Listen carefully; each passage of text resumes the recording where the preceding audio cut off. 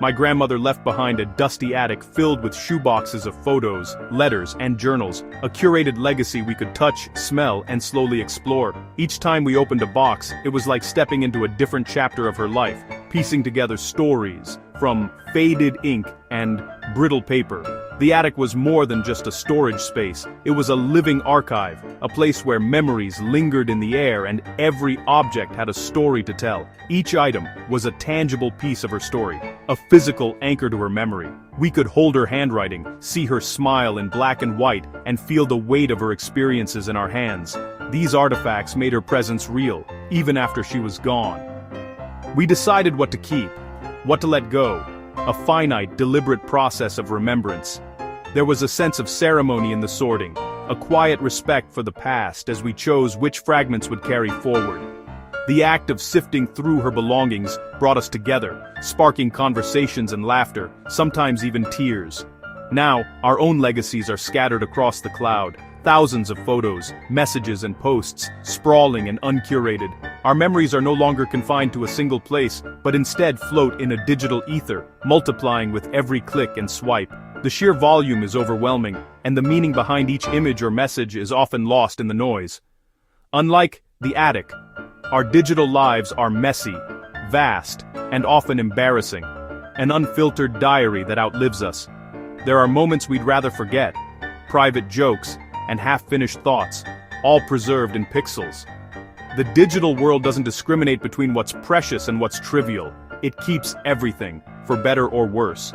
We rarely consider who will inherit this digital kingdom, or how they'll navigate it. Will our loved ones know what to keep, or will they be lost in a sea of forgotten passwords and outdated files? The task of sorting through a digital life is daunting, and often, we leave no guidance behind. There's no single key, no clear instructions, just a tangle of accounts and passwords. Our digital footprints are scattered across platforms, each with its own rules and barriers. The complexity can be overwhelming, turning a legacy into a puzzle that's nearly impossible to solve. The rules for digital inheritance are still being written, and the consequences are only beginning to emerge. Laws struggle to keep pace with technology, leaving families in limbo, and raising difficult questions about privacy, ownership, and access. The digital afterlife is a new frontier, full of uncertainty. The attic offered closure, the cloud offers an infinite echo. Where the attic had boundaries, the digital world stretches on, with no clear end and no easy way to say goodbye. Our stories risk being lost in the endless scroll, or preserved in ways we never intended. Our digital afterlife can comfort or haunt, depending on who controls it, and how. A single photo can bring joy or pain, and the context is often missing. The power to shape our memory now lies in the hands of algorithms and policies, not just our loved ones. What happens when a company's policy clashes with a family's wishes? Who owns our digital soul after we die? These are questions that challenge our ideas of legacy and identity, forcing us to rethink what it means to leave something behind. This is the central question of our age, and it's time we start asking it. As we build our lives online, we must also consider how we want to be remembered, and who will hold the keys to our stories when we're gone.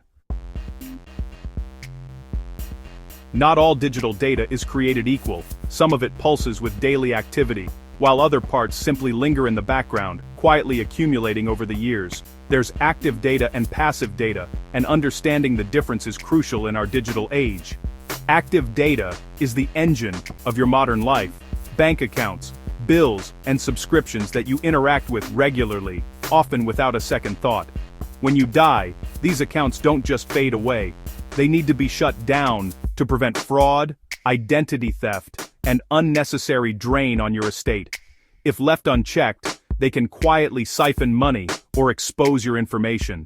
Executors can usually close these with paperwork, thanks to established legal processes and clear guidelines from banks and service providers. It's a system designed for efficiency and security. But passive data is different. It's your emails, photos, messages, and social media profiles. These are the digital footprints of your personal life, often holding memories and stories that matter deeply to those you leave behind. This is the digital equivalent of the attic, but infinitely larger and more complex. Unlike a box of old letters, your digital attic can contain thousands of files, scattered across platforms and devices, sometimes forgotten even by you. There are rarely clear rules for what happens to it. Each company has its own policies, and the law is still catching up to the realities of our online lives. Families can access bank accounts with the right paperwork, but often can't touch emails or social media. Those are locked behind terms of service you agreed to, often without reading or fully understanding the consequences. These contracts often prioritize your privacy, even after death, over your family's wishes. The intention is to protect you, but it can leave loved ones feeling helpless and shut out. The divide between active and passive data is the fault line in the debate over our digital afterlife. It's a legal and emotional battleground, with no easy answers. It's a chasm between practical necessity and emotional need, between what must be managed and what we wish to preserve. And as our lives become more digital, that gap is only getting wider, leaving families and loved ones to navigate an ever more complicated legacy. When we die, tech giants like Meta and Google become the gatekeepers of our memories. Facebook offers memorialization, freezing your profile as a digital gravestone, but not granting access to private data. Requests to memorialize or delete accounts require proof of death, and families often disagree on what should happen. Tech companies, not families, make the final call, guided by their own policies and legal liability. Even with memorialization, families rarely get access to messages or emails. Privacy rules persist beyond death. Legacy contact features let you choose someone to manage your memorialized account, but their powers are limited. The real content, photos, messages, memories, remains locked away. Our digital fate is decided by user agreements we never read. The result: our most personal data is controlled by corporations, not our loved ones. For grieving families, digital accounts can feel like the last connection to a lost loved one.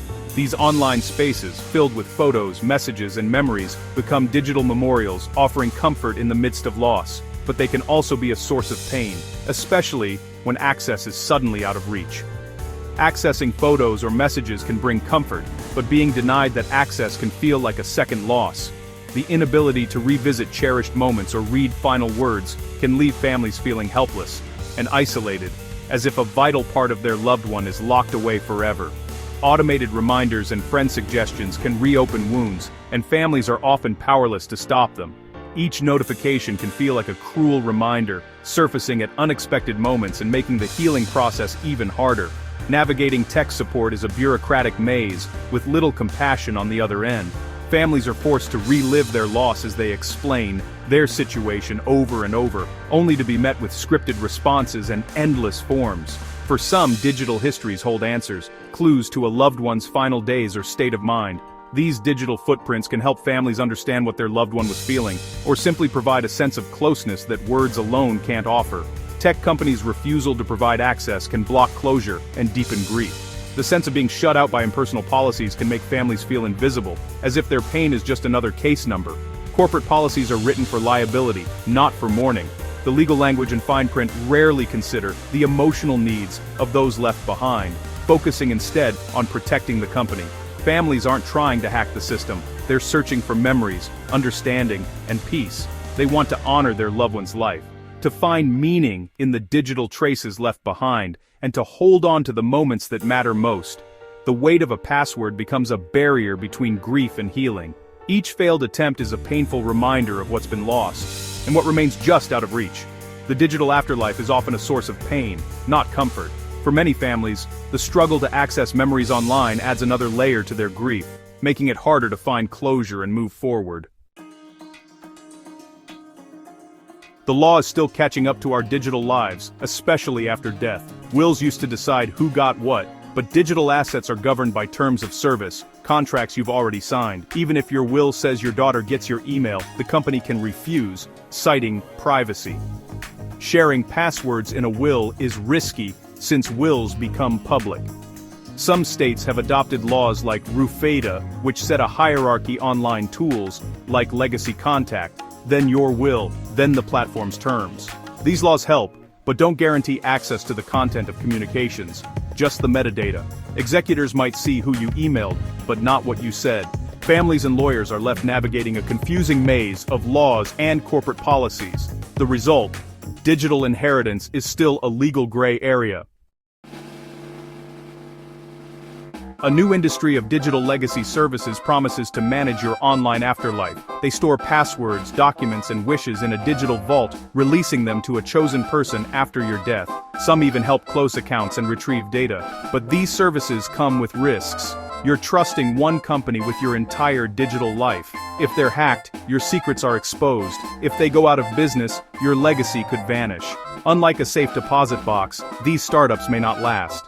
While tempting, these services add new risks to an already complex problem. There's no perfect solution, only trade-offs. AI is taking digital legacy to a new level, creating chatbots or avatars that mimic the dead. By feeding AI your messages, posts, and recordings, companies can create a digital you that talks back. For some, this offers comfort. For others, it risks trapping people in grief or distorting memories. These AI ghosts aren't really you. They're algorithms predicting your style. The biggest ethical issue: consent. Did you agree to be digitally reanimated? Companies could use your data to create products for grieving families without your permission. Our identities risk becoming commodities, sold back to those we leave behind. The ghost in the machine is no longer a metaphor. It's a business model. Ignoring your digital legacy is the worst thing you can do. Take control now. It's an act of kindness to those you'll leave behind. Use built-in tools, Google's inactive account manager, Facebook's legacy contact. Set your preferences for what happens to your data. Talk to your loved ones about your wishes. Memorialize or delete. Save photos or not. Don't put passwords in your will, but keep a secure inventory of your accounts and share access plans with a trusted person. Use a password manager, and make sure someone knows how to access it. List your important accounts and keep this document safe. These steps will save your family stress and confusion. Make a hard time a little easier for those you care about. We are the first generation to leave behind a digital ghost, an incomplete, sometimes distorted version of ourselves. Our digital immortality comes with a cost responsibility. We must not leave a digital mess for our families to untangle. Estate planning now means thinking about our online lives, not just our physical ones. Our digital legacy can comfort or haunt, depending on the choices we make today. Without guidance, our digital ghost can become a source of pain or conflict. The power to shape that legacy is in our hands, right now. We must curate our own memory, deciding what should endure and what should fade.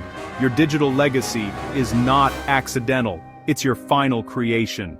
The ghost in the machine is your last responsibility.